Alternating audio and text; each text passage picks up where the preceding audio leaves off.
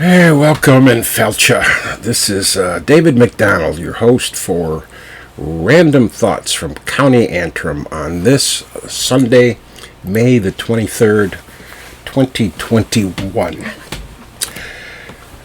So I thought today I would tell you a story, and it's a story entitled Peadar and His Friends. Now, there once was a widow in County Cavan, and often as it was, she was very, very poor. She had one son named Peadar, and the two lived in a small hut, and they rented a relatively small patch of land which they grew potatoes. Now it's quite late when the story takes place. It's quite late in the spring or very early in the summer. And the two of them had already consumed most of the potatoes that they had harvested the prior autumn. And it would be many, many weeks before potatoes on the new crop would be ready for harvesting. So the widow and her son very carefully rationed their food to try to survive in the next couple of months. And besides their remaining potatoes, they had some flour and some grains. And they also had a chicken which laid an egg almost every day. And together, that's how they hoped they would be able to survive until the next harvest of potatoes. But indeed, it would be months of hunger until the new potatoes would be fit for eating. Now, one evening, Peadar said to his mother, he says, "We don't have enough food for the two of us. You should have it all. And if you need be, kill the chicken, and perhaps then you will have some meat." And he said, "I will go and seek my fortune and leave everything here to you. And when I meet my fortune, I will return. And certainly I will be back in time for the harvest." Now, the mother was very distraught to hear this, and she was in tears at the thought of loss of her only son. But she understood the dire straits they were in, the two of them were in, and she also understood her son's need and his desire to seek his fortune. So she gave Peadar her blessing. Now, early the next morning, Peadar left the house, and mother stood in the yard and watched him leave with tears running down her cheeks. And she continued watching until he reached the horizon, and she could see him no longer. Now, Peadar had no plan, truth be told, as to how he would seek his fortune, and he had no idea where to go to seek it. He merely got on the road and just kept walking, hoping either that he would find his fortune, or even better, the fortune would find him. Now a day had passed and a night, and Peadar resumed his journey. And the road he was on led him right past a bog. And there, inside of the bog, there was a poor donkey, all the way up to his shoulders in the bog, stuck in the bog. And the donkey was not far from some tall grass, which no doubt was the reason why where he was heading before he got stuck in the bog. And the donkey saw Peadar approaching and said, "Please, please help me. Help me out or I will be drowned." And Peadar said, "Well, you don't have to ask twice." And Peadar looked around and he saw some large boulders. And he grabbed a boulder and threw it in front of the donkey, as close as he could get to the donkey without hitting him. And he threw another one and another. And the donkey kind of wiggled and squirmed around and finally got one of his front hoofs onto the boulder, which was inside the bog. And with that, he was able to get a little footing and bring his other hoof to the next boulder, and kept squirming, and finally he moved his front hoof to the next boulder, and he got his rear hoof to the boulder, and before you know it, he got some balance, and he worked his way completely out of the bog. "Now thank you, young man," said the donkey. "I will return the favor someday, I promise you that." "And what is your name?" the donkey asked. And Peter responded, "My name is Peter." And the donkey asked yet another question, "Where are you going?" And Peter said, "I'm going to seek my fortune until the harvest comes in." "Well, if you would like," said the donkey, "I will go along with you. Who knows what luck we may both have." And so the two of them, Peter and the donkey, continued the journey together. Now the next day, Peter and the donkey came into a village, a small village. And there they saw a group of young lads chasing a dog. And the dog had a kettle tied to its tail. And the dog ran up to Peter for protection. And when he did so, the donkey reared up on its back hoofs and raised his front and laid out a huge yell. And when he did so, the Gosuns just turned around and ran away as fast as they could. Peter then untied the kettle from the dog's tail. And the dog said, "I am much obliged to you, young man. What is your name?" "My name is Peter," he said. "And where are you and the donkey going?" "We are going to seek our fortune till the harvest comes in," said Peter. And Peter said, "You're welcome to come along with us." And so the three of them, Peter, the donkey, and the dog, moved on and left the village. And they came upon, after they left the village, they came upon an old stone wall, and they sat down beside it. And Peter still had a few morsels of food that he took with him for the journey, and he shared that with the dog, and the donkey kind of nibbled on some thistles that were along the side, the old stone wall. And while they were eating and chatting, a half-starved cat walked by. And the cat gave out a cry which would make your heart ache. "And I have never seen such a sad-looking cat," said Peter. And he gave the cat a little morsel of food. And the cat said, "Bless you, young man, and may you never know a hungry belly." And the cat added, "May I be so bold as to ask your name and where you are heading?" "We are seeking our fortune till the harvest comes in," said Peter. "And you are welcome to join us if you wish." And the cat said, "I would love to join you with all of my heart." And thus the four of them continued the journey, Peter, the donkey, the dog, and the cat. And they continued on a narrow road. Now the next day, while they were traveling, they heard the four of them just heard a loud cackling cry. And it was the kind of cry that could be heard by a rooster as it was about to become dinner. And all of a sudden, jumped across the road, it was a fox with a large black rooster in his mouth. "Oh, you villain!" cried the donkey, and he roared back on his hind legs. "And stop that this instant," said the dog, and he began to chase the fox. And with that, the fox dropped the rooster from his mouth and scampered away as fast as he could. Now the rooster, just being saved from becoming dinner, was still trembling. "Musha," cried the rooster, "wasn't it my good fortune that brought you my way? I will never, ever forget your kindness." "And what is your name?" the rooster asked, "and where are you going?" And Peter said, "We are on our way to seek our fortune till the harvest comes in."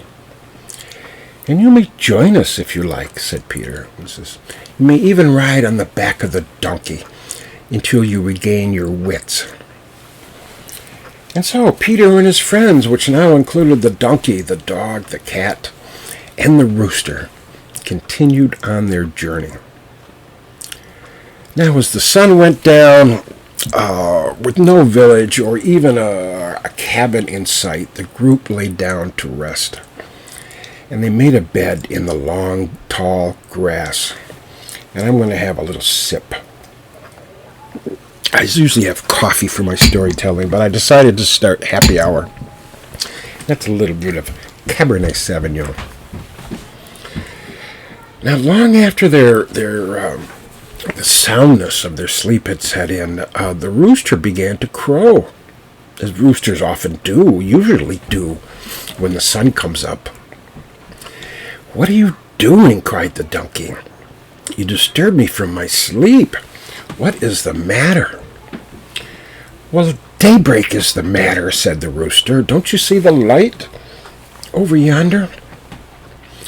And Peter woke up and he looked and he said, yes, I see the light. But that's a light from a candle. It's not light from the sun." But Peter added, "Now that you roused us, why don't we go see if they will provide us with some lodging?" So they all shook themselves, kind of got awake, and they went through the grass and over the briars and ran into a hollow. And there they saw a cabin, which they had failed to see before. And the light coming through the window was a candle. And they heard inside the cabin singing and laughing and even cursing. "Well, let's take it easy," said Peter, "and let's walk lightly and see what sort of people are inside this cabin. What we have to deal with. Let's be cautious." And so they crept up to the window. And inside the cabin they saw 6 robbers. They had pistols, they had knives, and they were sitting at a table. And they were eating roast beef and drinking ale. One of them said, "Aye, what a great haul we made from Lord Farnham last night," said one ugly-looking thief. And another one said, "Yes, and thanks to the steward for letting us into the home." And so they each raised a glass of ale and said, to the steward, sluncha, sluncha." And they had another drink of their ale. Now Peter whispered to the donkey. He told the donkey to sneak up to the window and put his front hoofs on the windowsill. And he whispered to the dog, "Climb on top of the donkey and stand on top of the donkey's head." And he whispered to the cat to climb on top of the dog and stand on top of the dog's head. And he whispered to the rooster, "Climb up on top of the cat and stand on top of the cat's head." And so you had the rooster on top of the cat, on top of the dog, on top of the donkey, each looking through the window. Peter then gave a yell. He said, gave him the signal for them all to yell. And the donkey yelled, "Hee-haw, hee-haw." And the dog said, "Bow wow, bow wow." And the cat said, "Meow, meow." And the rooster said, "Cock-a-doodle-doo." But they all yelled together, so it sounded more jumbled. It was sort of like he-bow, meow, cockle, how, mow, meow, doodle-doo. It was crazy sound when it was all jumbled together. And the 4 friends of Peter yelled this over and over and over. And the robbers had never heard such a sound. They looked out the window, and what they saw was a 4-headed monster. It appeared to them as a single animal, with the head of a donkey and a dog and a cat and a rooster making this god-awful sound. And the robbers dropped their pistols, and they dropped their knives, and they blew out the candle, and they ran out of the house as fast as they could. They had never been so frightened in all of their days, and most people believe that the robbers didn't stop running until they were completely out of County Cavan, and no one has seen them in County Cavan since. So Peter and his friends went into the cabin.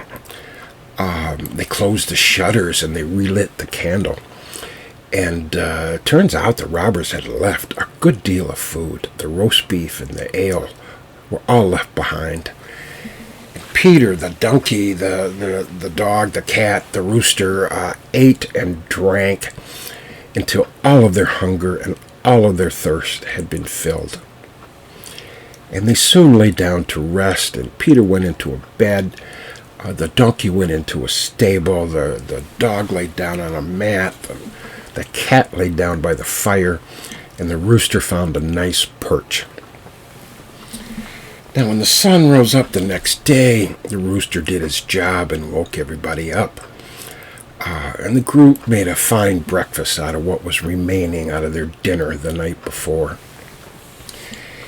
And they soon discovered that the robbers, in their haste, left the gold and the silver that they had taken from Lord Farnham. And Peter vowed right then and there to return it to the Lord. And away they went, Peter and his friends, traveling over the road. And they went through the bogs, and they went up the hills, and they went down through the dales, and in due time they came upon the manor of Lord Farnham. But they were greeted when they went into the gate. They were greeted not by Lord Farnham, but by their Lord Steward. And the steward just gave them a cross look, and he said, "What do you want here? We have nothing for you here at all." And Peter said, "What we want is something you don't have to give us, and that is common civility." And the steward said, "Off with you now, or I'll take a switch to you all." Now the rooster then was perched on the head of the donkey. And the rooster said to the steward, "Will you be telling anybody who it was that opened the door for the robbers the other night?" And with that, the color of the steward's face just turned a beet red. And to make matters worse, Lord Farnham, as well as his beautiful daughter, were standing at the door, and they heard this entire conversation. And Lord Farnham turned to his steward and said, "I'd be glad to hear your answer to that question." And the steward said, "Well, my lord, don't believe anything you hear from that black critter with the red comb in his hair." He said, "I did not open the door to 6 robbers." And Lord Farnham said, "And how is it that you knew that there were 6 robbers?"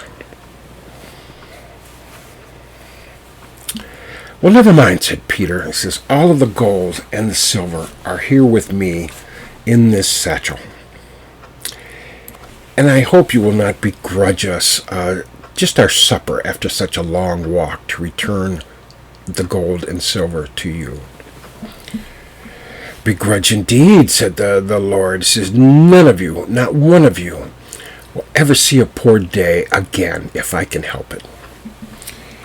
And all of them were welcomed into the manor by the Lord, and the steward was banished from the premises forever. And the donkey was given the best stall in the stable, and the dog was given free right to roam the yard, and the cat was given domain over the kitchen, and the rooster was given command over the hen house. And Peter became the new steward for Lord Farnham. And Peter then went back to his home to get his mother, and he brought his mother back with him to the manor of Lord Farnham.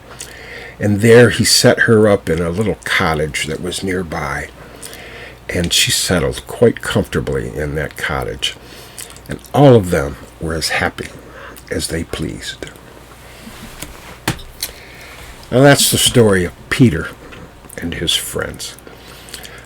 You may have noticed from this and from some other stories I've told recently in my podcast, I've been trying to add to my inventory of stories for children.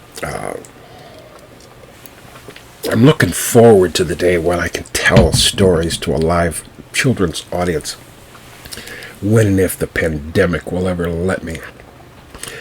And this might be an easy one to tell children, and I think the way to get them to participate is I'll have them shout out the animal sounds. I think whenever I say the word donkey, I will want them to shout out hee-haw. Whenever I say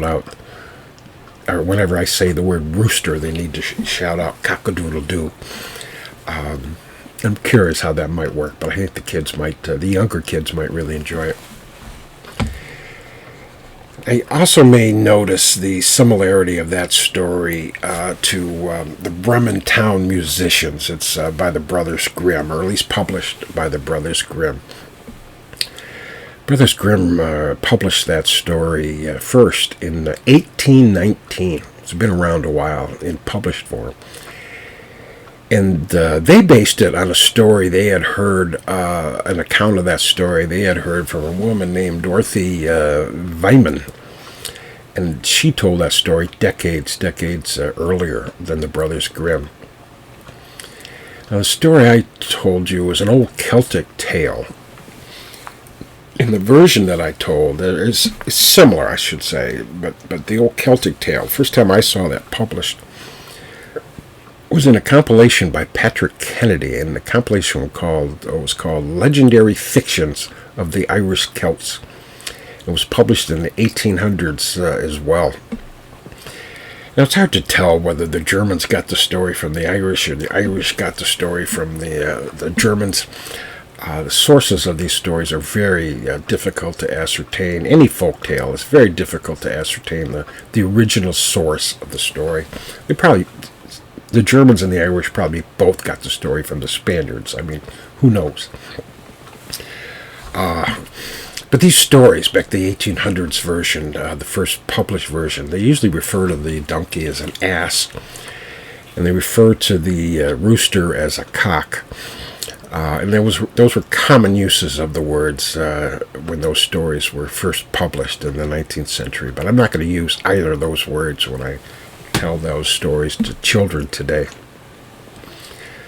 I also threw in a couple of lessons in that story as part of my disguised learning project. I included a couple of vocabulary words. I don't know if you caught them or wondered what they were. Go soon was one of them. Go soon is an old Irish term used for a boy or a lad, usually when the boy is up to no good.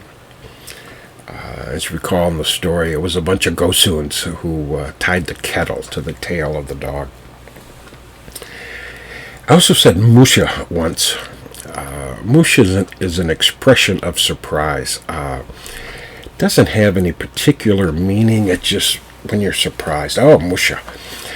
Although I believe it comes from a Gaelic, three Gaelic words. If is it. So it's may very well be an expression of if is it, which doesn't mean anything. It's an idiom, a classic idiom, but it's said as a word of expression of surprise. I also referred to the late spring and early summer shortage of food for the widow and her son. This was very, very common for the rural Irish when they were dependent upon the potato. And I think I'm going to devote an entire podcast to the potato. I will call it the potato. The potato dependency of the Irish, which led to the famine and the Great Hunger, is very, very misunderstood by Americans, and so I might try to clear it up in a single podcast. But the short version was when Irish land was confiscated by the English, the rural Irish were kind of pushed to ever smaller and smaller parcels of land, and always to the least fertile parcels of land. And the only crop they could grow on such land in sufficient quantities to feed a family was the potato. And the system worked when the yield was sufficient, and it didn't work when the yield was not. When it was catastrophic, when the crop failed. But potatoes harvested in August or September could be stored throughout the winter. It kept cool. And you could store them through the spring. Typically they were buried sometimes. Sometimes they were buried in a satchel or in a barrel. And the ground kept the potatoes cool. It was an early form of refrigeration of sorts. And then the potatoes could be eaten throughout the winter and throughout the spring.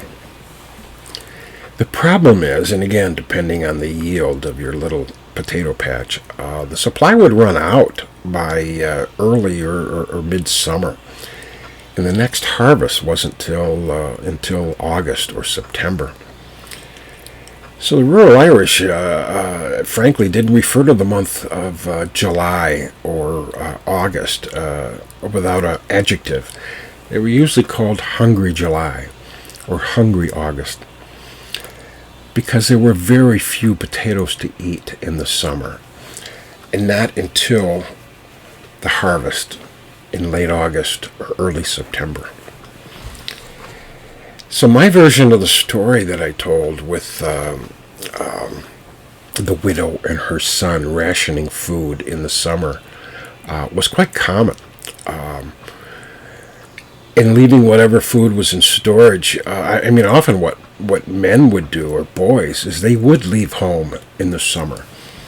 They'd leave whatever food was left for the women and children in home so that they could survive on what was left of the food. And the men would look for work, sometimes in some of the large farming operations in Ireland, or sometimes they would go to England to work on farms. There was even some Irish who traveled all the way to Canada, the Atlantic provinces, and worked in fisheries in the summer. And that was so they could get away, get fed, perhaps earn a few shillings, but leave what little food they have for the family at home. And the men would then return to Ireland in time for the potato harvest and start the annual cycle all over again.